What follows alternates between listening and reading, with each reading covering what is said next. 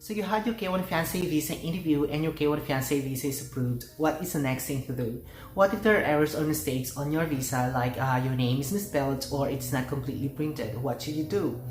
What is the process of obtaining a marriage license, or what are the requirements of getting married here in the United States after you arrived here on your K1 fiancé visa?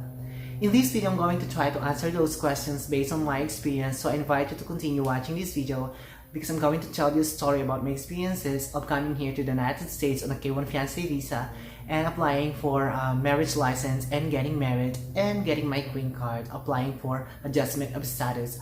But before you continue watching this video, I would like to invite you to subscribe to my channel. This is Sad Peanut and I'll see you again in 30 seconds.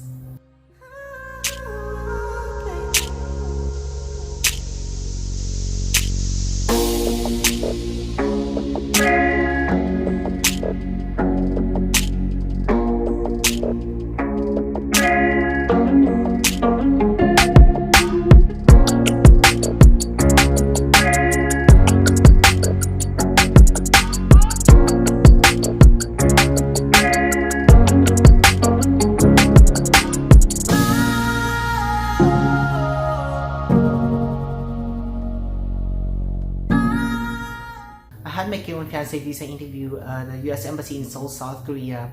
I had worked and lived there for more than 2 years. And I was there during the entire process of my K1 fiancé visa application. That's why I had my K1 fiancé visa interview there. And if you are still waiting for your K1 fiancé visa interview and you want to know the process and the questions that they asked me during my interview, I will include the link on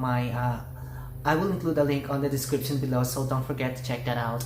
I had my K1 fiancé visa interview on June 13, 2019, and then 4 days after that, June 17, I received my visa and the packet and the documents that I was not allowed to open.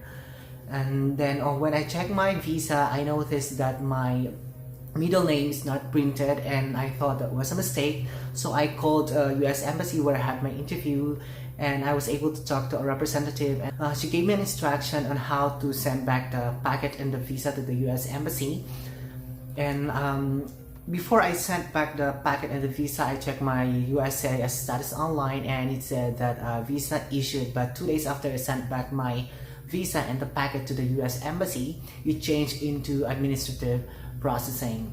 Then on July 9, 2019, I received again the visa and the packet. So this time my original visa stamp was cancelled, and they printed another visa on the next page.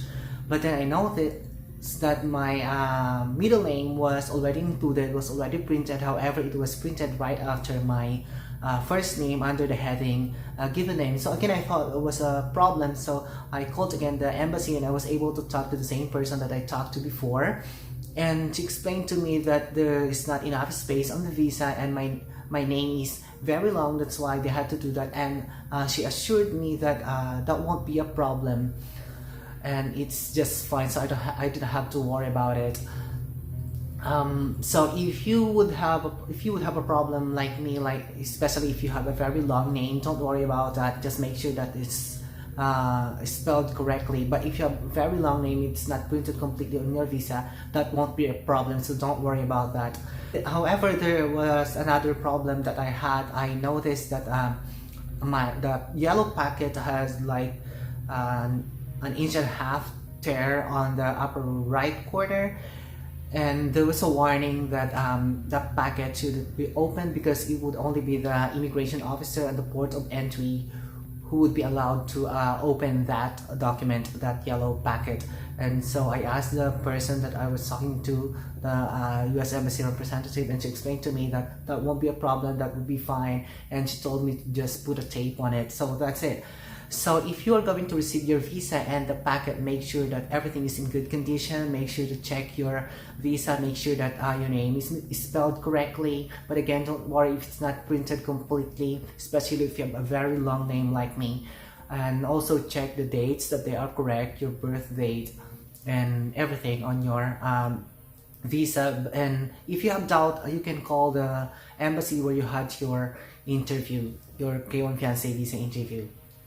There is a notice that comes with the packet and the visa that says that 90 days after arriving in the United States, you must contract a marriage with a United States citizen who filed the petition on your be halved. So when you arrived here in the United States, you have 3 months or 90 days to get married, and it doesn't matter if you want to get married right after you arrived here in the United States, the day when you arrived in the United States, or your 98th day in the United States. However, there are some requirements that you need to be able to submit to obtain a marriage license, and I'm going to talk about that later in this video. First, we are going to talk about the validity of the K1 Fiancé visa. The K1 Fiancé visa is valid for 6 months. Originally, my visa was issued on June 14, 2019. However, the date on the visa stamp was changed into July 5, 2019, and the expiration date was November 24, 2019. Depending on your circumstances, you can fly immediately to the United States after you receive your visa, or you can fly to the United States on the last day or before, just one day before your K1 Fiancé visa expires. But you don't want to wait up to the last minute because you might have some problems if you do that. In my case, I could not fly immediately to the United States when I received my K1 Fiancé visa because my contract with the company that I was working for at the time had not yet ended, and I had difficulty or I had hard time explaining to my employer that I had to cancel my contract to be able to come to the United States because they don't speak English and I couldn't speak Korean very well at that time. So I had to call the labor office for Filipino migrants in South Korea, and the Filipino representative from the labor office talked to my boss, and she explained to my boss my situation, and luckily my boss was able to understand my situation, and he asked me how long could I stay for them to work, and I decided to stay until July 30th. And so after July 30th, 5 days after that, after July 30th, I spent my 5 remaining days in South Korea visiting my friends and going to other places in South Korea that I hadn't been before I came to the United States. And I was heartbroken. I left South Korea with a broken heart because I really love the country. It's so beautiful, and I had a lot of friends there. I made a lot of friends in South Korea, but I was also excited and super happy that finally I would be able to come to the United States and marry my fiancé. I left South Korea on August 5th, 2019, and arrived in the United States on August 5th, 2019. How cool is that? I arrived, my port of entry was in Seattle International Airport in Washington. So on my port of entry, the immigration officer asked for the yellow packet, and he opened a yellow packet in front of me, and he asked me some questions like my husband's full name, my fiancé before, his full name, his address, and his birth date. And that was all the questions that they asked me, and that was it. My connecting flight to Sacramento International Airport was delayed for 6 hours. So I was so exhausted, I was so tired, and I was so hungry. I hadn't had rice for 6 meals already, and I was really starving and couldn't find a restaurant inside the airport in Washington, in Seattle, that serves rice. And I went to a burger restaurant, and it was the first time that I had a culture shock because the burger was so big that I lost my appetite. I couldn't eat. But anyway, after 6 hours, my plane to Sacramento left. So that was like an hour flight from Seattle International Airport to Sacramento International Airport. My fiancé picked me up at Sacramento International Airport, and we stayed in a hotel in Sacramento overnight, and the next day we drove to my new home here in California. And then next 3 days after that, we went to the office of the county government here in the city where we live, and to apply for a marriage license. We just had a very simple marriage ceremony. Our goal was to be able to gather all the documents that I needed to apply for the adjustment of status or green card, and we could only start the process when we were already married. So we got married at the county court. First, we went to the county clerk recorder to purchase our marriage license. We could have completed that online, however, we didn't learn about that before we went there. But anyway, when we were there, they asked for 2 valid government-issued IDs. But since I just arrived in the United States at that time, I didn't have any valid government-issued IDs. So they asked for my passport and my birth certificate instead. So those were the documents I presented to them to be able to purchase a marriage license. My husband and I filled out the application forms, and when you the foreign fiance fill out the application form, or when you are filling out the marriage license, you have an option to retain your maiden name, or you have an option to retain your maiden name. But in my case, I chose to retain my maiden name and then took the last name of my husband. That's why now I have a very long married name. So we paid the fees. The public marriage license fee was $65. Marriage ceremony fee was $40, and $15 for certified copies of marriage certificate.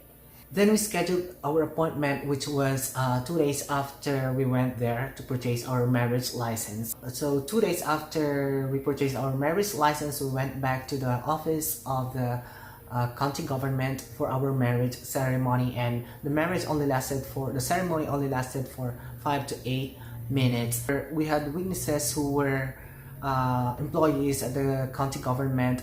They volunteered because that time when I arrived in the United States, I did not know that I had relatives and friends that lived here close to the city where we live. So we paid another $20 for that. But if you could bring with you your own credible witnesses, the required is at least two for each. You will only pay $5 for each witness. But I don't know, that is in California, so maybe it depends on the states where you are. Just check with the county clerk if you are planning to have a court wedding. So our marriage was solemnized by the Deputy Commissioner of Civil Marriages. After the marriage ceremony, we traveled to Lake Tahoe for our honeymoon, and then we spent the next few weeks visiting our friends and relatives here in California.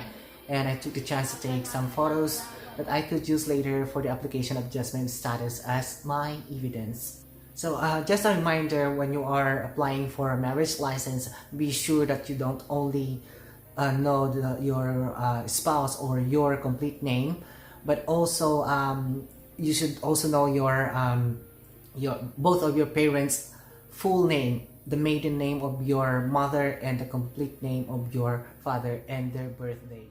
So 1 month after our marriage, we already gathered all the necessary documents that we could use to apply for the adjustment of status or green card. So on September 27, 2019, we sent out our files for application of adjustment status or green card. If you want to watch the videos about me talking about the process of applying for adjustment status, my timeline, the process of the adjustment status interview or green card interview, and the questions that they asked both of us during my green card interview, I'm going to include the link on the description below. So don't forget to check them out. I hope that this video is helpful for you, and if you have questions, or maybe if you have comments or suggestions, feel free to write them down below. And again, this is Happy Peanut, and I would like to invite you to subscribe to my channel. I'll see you again on my next videos. Bye bye everyone.